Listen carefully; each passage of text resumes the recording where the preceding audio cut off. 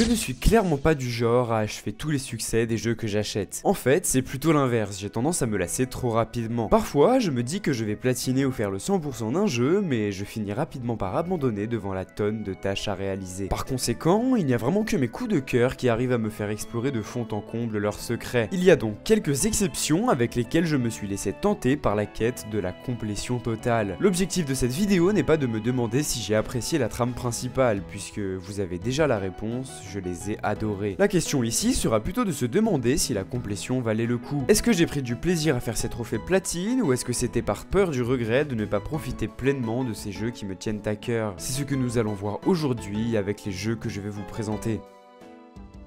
Quoi de mieux que d'incarner un chat pour passer une aventure passionnante? Dans Stray, on incarne un félin qui a malencontreusement chuté dans un endroit peuplé de robots qui vivent confinés et privés de soleil. On cherche alors à remonter à la surface et on apprend rapidement que certains robots ont le même but et nous aideront à y arriver. Il faut sauter de plateforme en plateforme tout en résolvant des énigmes pour pouvoir avancer dans Stray. J'ai très vite accroché au jeu grâce à son univers. Déjà, on incarne un chat errant et ça, c'est un gros point positif et je n'ai même pas besoin d'argumenter. De plus, on se retrouve dans une société cyberpunk et post-apocalyptique. On comprend vite où on met les pattes et les robots révoltés appelés les extérioristes sont très attachants. Enfin, pas tous, il y a une trahison dans le jeu qui reste toujours la plus grande plaie dans mon cœur. Et la fin est elle aussi très émouvante, mais je n'en dis pas plus au cas où vous n'avez pas encore fait le jeu et que vous avez prévu de le découvrir. Enfin bref, c'était ma meilleure découverte de l'année 2022 sans aucun doute et c'est peut-être pour ça que je l'ai platiné. Il a d'ailleurs été nominé au Game Award et a remporté la catégorie du meilleur jeu indépendant, donc je ne suis pas le seul à être attaché à ce chef-d'œuvre. Par contre, je lui trouve un défaut qui n'en sera pas un pour certains, je le trouve trop court. Le jeu est terminé en moyenne en 5 heures selon How Long to Beat, mais de l'autre côté, c'est peut-être pour cette raison que j'ai pu poncer le jeu, parce que je voulais à tout prix prolonger l'expérience. Surtout que pour platiner Stray, il faut refaire le jeu pour tout compléter. Il y a notamment un trophée qui demande de terminer la trame principale en moins de 2 heures. La première fois que j'ai tenté ce succès, j'ai raté l'objectif d'à peine 1 minute. Ma seconde tentative fut quant à elle un grand succès. Un trophée marrant, c'est de devoir laisser notre chat dormir pendant 1 heure, donc il faut laisser le jeu en plan pendant ce temps. Des références aussi au mythe sur les félins, puisqu'un trophée nous demande de mourir 9 fois, en référence au vie du chat. Je dirais que le trophée qui m'a donné le plus de fil à retordre, c'est Chaloupé, qui demande de franchir le centre-ville sans se faire détecter par les sentinelles, qui chercheront à nous éliminer si elles nous repèrent. Je n'ai jamais été très bon en discrétion sur les jeux vidéo, alors ceci explique cela. Mais la plupart des succès ne sont pas bien complexe et se base plutôt sur des petits secrets à découvrir et des références sur la vie des chats. La complétion n'était pas une torture et une épreuve trop difficile pour cette raison. Je ne regrette donc absolument pas ce platine et refaire le jeu 4 fois sur une courte période ne m'a pas du tout dérangé. J'aurais même adoré que le jeu continue, mais je pense qu'il n'y aura malheureusement jamais de second opus.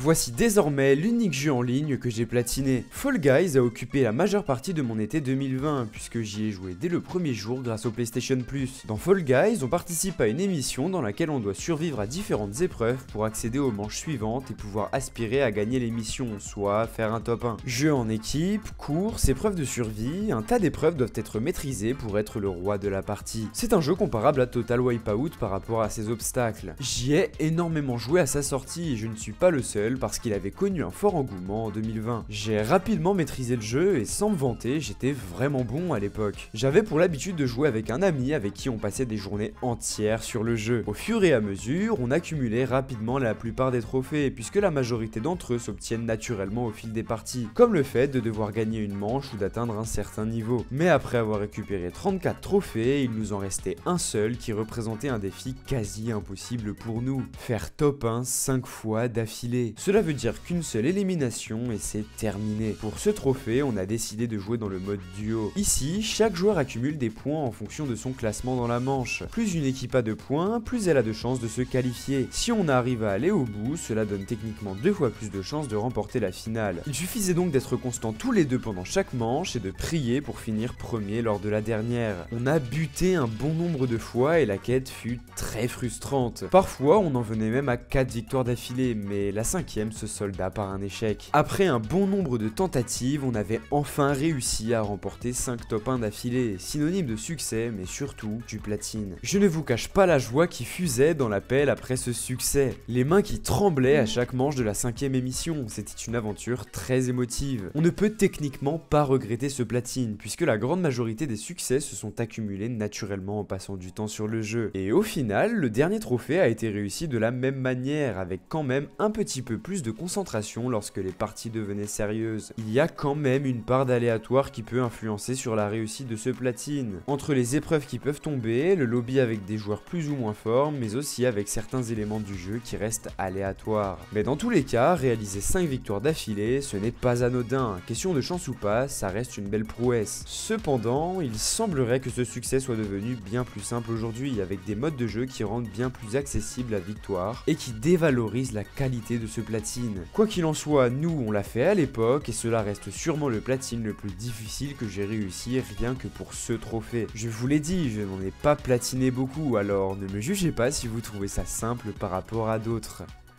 Final Fantasy VII Remake et moi, c'est une grande histoire d'amour. Ce n'est qu'en hiver 2024 que j'ai commencé à y jouer. J'avais évidemment déjà entendu parler de cet opus, d'autant plus que certains membres de ma famille étaient déjà fans du jeu original. Dans ce JRPG, on incarne Cloud, un mercenaire et ancien soldat de la Shinra qui participe à une mission dans le but de se faire de l'argent, des guilds. Il est missionné par Avalanche, groupe de révolutionnaires qui est notamment composé de Tifa, amie d'enfance de Cloud, Barrett, Jessie, Biggs ou encore Wedge. Ils cherchent à renverser la Shinra, gouvernement en place, étant donné que ces derniers puisent l'énergie Mako de la planète, ce qui est susceptible de détruire la Terre. Côté gameplay, FF7 Remake est un action RPG, on contrôle jusqu'à 3 personnages dans un combat et on doit donner des coups aux ennemis pour faire remplir notre jauge de compétences et utiliser divers pouvoirs et magies. J'ai très vite accroché au jeu, tant pour son gameplay que pour son histoire. J'ai apprécié chaque cinématique et j'ai été servi puisqu'il en a beaucoup. Les personnages deviennent attachants au fil de l'histoire et on ressent une évolution de leur lien. Même si pour tout avouer, à la fin de Remake, j'étais un peu dans le flou, il y avait des choses que je ne comprenais pas. Les premiers platines dont j'ai parlé dans cette vidéo sont des défis relativement courts par rapport à celui-ci. How Long To Beat estime qu'il faut au moins 86 heures pour platiner le jeu. Il y a beaucoup à faire pour y arriver et il est nécessaire de parcourir les chapitres à plusieurs reprises pour tout débloquer. Par exemple, en fonction des choix que l'on fait entre les personnages, Cloud sortira une nuit pour discuter avec Barrett, Tifa ou Aeris. Il faut donc refaire les choix pour assister aux 3 conversations. Certaines quêtes sont aussi disponibles uniquement dans certains cas en fonction des choix qu'on a fait dans le chapitre. Il est aussi nécessaire de terminer tous les chapitres en mode difficile. De mon côté, ça s'est passé sans trop de problèmes, mais j'ai eu bien peur de devoir rester bloqué un bon moment sur la maison de l'enfer, qui devient beaucoup plus technique à éliminer en mode difficile. Ce boss envoie à plusieurs reprises des tombéries, ennemis qui tuent instantanément le personnage après l'avoir touché. Finalement, c'est Rufus Shinra qui m'a donné le plus de fil à retordre. Je n'avais pas pour habitude de parer les coups dans le jeu, mais là c'était quasiment obligatoire. Le simulateur de combat de Chadley a lui aussi été une belle épreuve, puisque dans le défi ultime, il faut affronter 5 chimères d'affilée. Si les 3 premières étaient acceptables, Bahamut est clairement dur à cuire et m'a fait chuter plus d'une fois. Comme je l'ai dit dès le début, Remake est un coup de cœur. J'ai clairement dévoré le jeu et je ne voulais pas décrocher de celui-ci. Faire le platine a donc été naturel et je ne me suis même pas posé de questions. Je ne regrette encore une fois pas d'avoir platiné ce jeu. Néanmoins, à la longue, devoir refaire un chapitre au moins 5 fois devenait rébarbatif. J'aurais préféré éviter les allers-retours entre les chapitres qui déterminent le personnage avec qui on a une conversation nocturne. J'ai directement fait Crisis Core après ça et je dois actuellement terminer Rebirth. Si j'hésite à platiner Rebirth malgré la tonne de quêtes annexes en comparaison avec Remake, il est clair que je ne le ferai pas sur Crisis Core. J'ai apprécié prendre en main Zack, mais je n'ai pas le même attachement au gameplay que sur les 2 remakes du FF7 original. Le dernier jeu dont je vais parler, c'est Concrete Genie. C'est assez paradoxal parce que c'est le premier jeu que j'ai platiné. Dans ce jeu d'aventure, on contrôle Ash, un garçon qui a pour passion le dessin. Il aime se poser à Denka, une ville qui semble abandonnée. Cependant, il doit faire face à un groupe de jeunes de son âge qui le harcèlent. Il déchire les feuilles de son carnet et Ash cherche donc à les récupérer. Il acquiert un pouvoir atypique, celui de donner vie à ce qu'il peint. Au fur et à mesure, les feuilles récupérées permettent de peindre différents éléments ainsi que différents monstres, appelés génies. Différentes énigmes énigmes autour du pinceau magique seront donc à résoudre, le tout dans un univers sombre que l'on vient raviver avec un tas de lumière. Au-delà de la mécanique du pinceau qui est assez atypique, c'est également l'univers qui m'a fasciné. Ce mélange de nuances et de lumière est un régal pour les yeux. D'ailleurs, je trouve qu'on ne parle pas assez de ce jeu. Je ne connais pas énormément de personnes y ayant joué. Pourtant, c'est une vraie pépite qui mérite sa lumière. Il nous faut plus de jeux comme ça, qui explorent des mécaniques atypiques. Un peu à la Zelda Echoes of Wisdom, où ce sont également nos créations qui permettent de progresser et de se défaire des ennemis.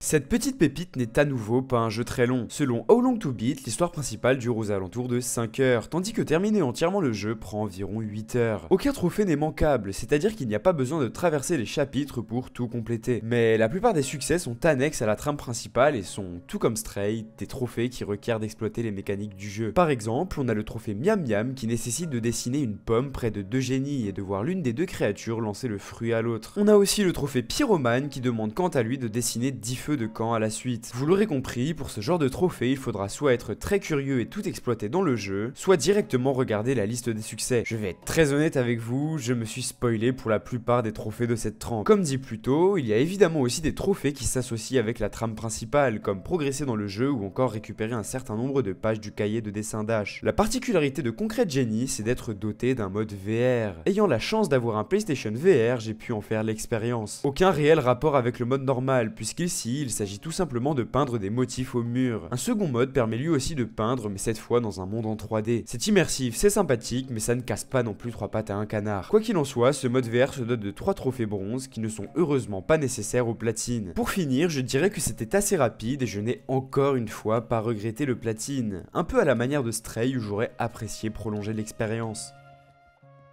Vous l'aurez compris, je n'ai pas regretté ces platines. Quand j'ose aller jusqu'au bout, ce sont vraiment des jeux qui ont été des expériences formidables pour moi. Il y a eu des moments de rage comme sur Fall Guys, des moments de lassitude comme sur Final Fantasy VII Remake, mais je vois le verre à moitié plein et je garde une expérience globalement positive de ces derniers. De même pour Stray et Concrete Genie, qui était relativement court alors ce n'est jamais devenu insupportable. Une chose est sûre, je ne suis pas un complétionniste et je ne me forcerai jamais à obtenir un platine. J'espère que la vidéo vous a plu. Si vous ne l'avez pas encore vue, je vous invite à découvrir ma vidéo sur l'utilité du 100% et du platine. N'hésitez pas non plus à vous abonner pour soutenir la chaîne.